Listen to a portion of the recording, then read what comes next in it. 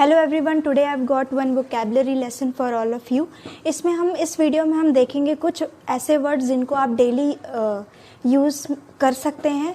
जैसे कि normal word है, कोई डर्टी है तो उसको कैसे आप एडवांस्ड कोई वर्ड हो जिसको आप यूज़ कर सकें, और जितने भी ऐसे वर्ड है जो कि आप डेली बेसिस पे यूज़ करते हैं, और उसके मैं कुछ एडवांस्ड वर्ड बताऊंगी। अब फिर चाहे आप उसको डेली बेसिस पे यूज़ करें स्पोकन इंग्लिश में, या फिर उनको आप ऐसे लिखते हैं या फिर किसी एग्ज़ाम के लिए ऐसे की प्रिपरेशन कर रहे हैं तो आप उसमें भी उसको यूज़ कर सकते हैं। सो हम स्टार्ट करें। हमारा पहला शब्द है डेफिकेशन। डेफिकेशन वर्ड यूज़ होता है कोई चीज़ है जो कि बहुत ज़्यादा गंदी है, कोई एरिया है जो कि डर्टी एरिया है, कोई एरिया जो कि गंदा है, कोई भी चीज़ हो जो कि बहुत ज़्यादा घटिया है, डर्टी है, गंदगी है, तो उसके लिए जो इंग्लिश में वर्ड आप यूज़ कर सकते हैं, इंस्टेड ऑफ सेइंग डर्टी आप कह सकते हैं डेफिकेशन।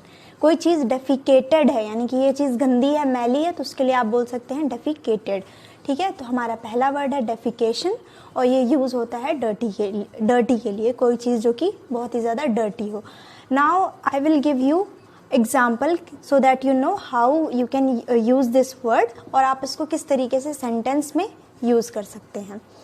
तो इसका एग्जाम्पल जो है वो हो जाएगा, please don't come in, my room is extremely defecated at the moment. यानी आप अपना रूम मान लीजिए साफ़ कर रहे हैं, कोई आता है आपके रूम में, तो आप कहते हैं कि प्लीज़ डोंट कम इन, अभी मत आइए मेरे रूम में, मेरा रूम इस वक्त बहुत ही ज़्यादा डेफिकेटेड है, यानी कि बहुत ही ज़्यादा गंदा है।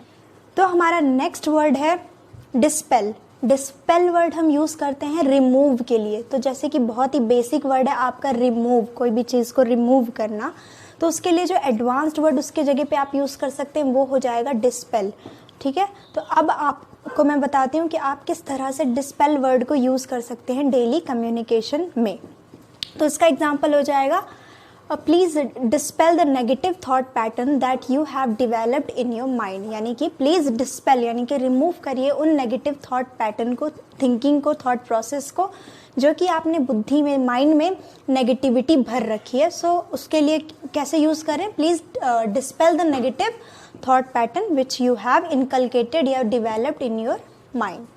सो our third word is filthy. Filthy word आप यूज़ कर सकते हैं गंदगी के लिए, यानी कि कोई चीज़ जो कि मैला है, तो मैला के लिए आप बोल सकते हैं फिल्थी। ठीक है, this water is extremely filthy.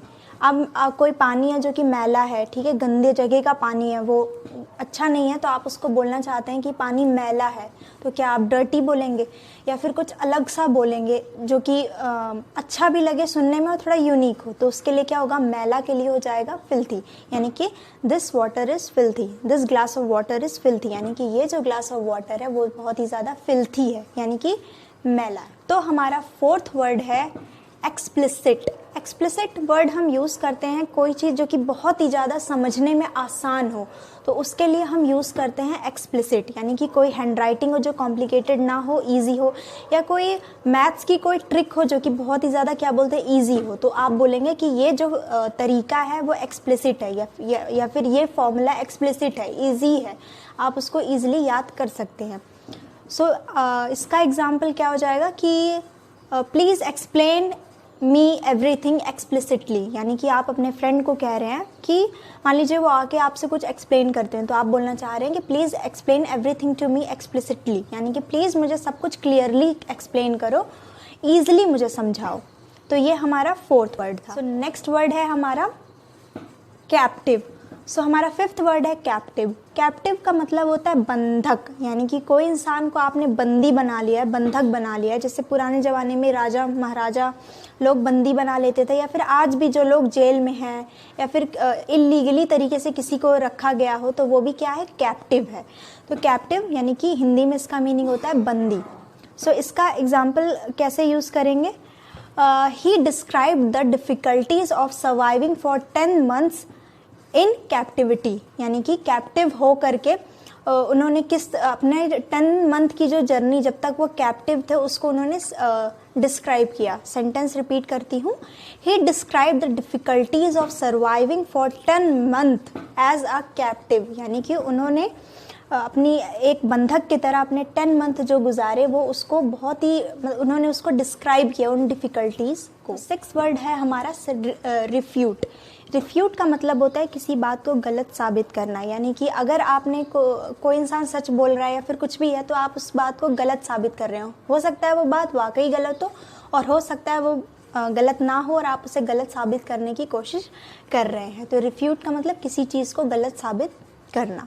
तो इसका एग्जाम्पल कैसे आप इसको किस तरीके से यूज़ कर सकते हैं आपको जैसे कि truth is always impossible to refute, यानी कि जो सच्चाई है, truth is always difficult to refute, यानी कि जो सच्चाई होती है वो हरदम डिफ़िकल्ट होती है या फिर कह लीजिए इम्पॉसिबल होती है झूठा उसको प्रूव कर देना। सच मतलब अल्टीमेटली कभी ना कभी सामने आ ही जाता है। सो हमारा 7वां वर्ड है डिलैपिडेटेड।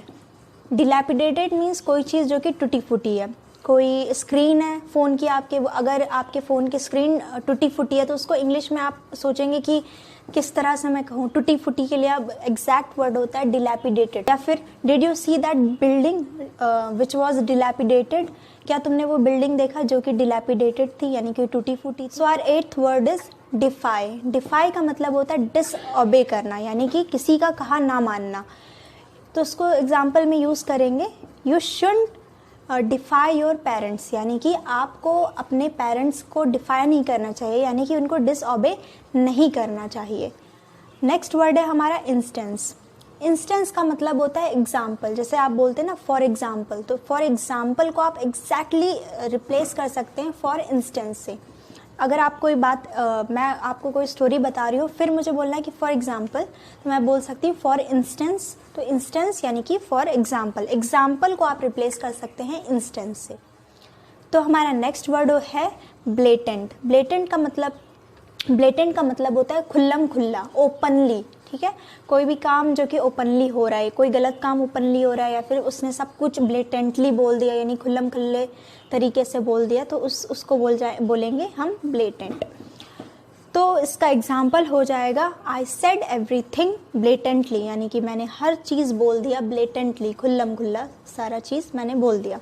और किस तरह से यूज़, इसका दूसरा एग्जाम्पल क्या हो जाएगा, ही always blatantly violets the traffic rule, यानी कि किसी पर्सन को आप बोल रहे हैं कि वो इंसान हरदम ब्लेटेंटली ट्रैफिक रूल्स को तोड़ता है, यानी पुलिस हो चाहे जो हो, ही डजंट केयर, उसको ट्रैफिक रूल तोड़ना है तो तोड़ना है, वो ब्लेटेंटली वो कार्य को, उस काम को करता है। सो ये थे हमारे 10 वर्ड जो कि आप डेली बेसिस पे यूज़ कर सकते हैं। अगर आप कोई ऐसे लिख रहे हैं तो आप उसमें भी यूज़ कर सकते हैं, या फिर कुछ नहीं भी लिख रहे हैं तो भी जब भी आप अपनी खुद की प्रैक्टिस करते हैं, अगर आप स्पोकन इंग्लिश को फोकस कर रहे हैं तो कभी भी जैसे कि आपको डर्टी बोलना है तो डर्टी हरदम बोलने से के सिवा आप डेफिकेटेड यूज़ कर सकते हैं। मैली कोई चीज़ है तो उसके जगह पे आप फिल्थी यूज़ कर सकते हैं। कोई बिल्डिंग है जो टूटी फूटी है या कोई भी चीज़ जो कि टूटी फूटी है, अब आप उसको वर्ड सोच रहे होंगे कि इसके लिए क्या काश होता कोई परफेक्ट वर्ड दिमाग में, तो उसको आप डिलैपिडेटेड वर्ड यूज़ कर सकते हैं। तो अगर आप इनको याद करेंगे and if you will practise these word then only you will be able to use them in front of 1000 people. So that's how you can improve your spoken English. तो ये 10 word है. After watching this video you can make notes of these 10 words ताकि आप उसको याद रखें और आप उसको प्रैक्टिस कर सकें. So that's it for today's video. I'll see you in the next session. Thanks for watching this video.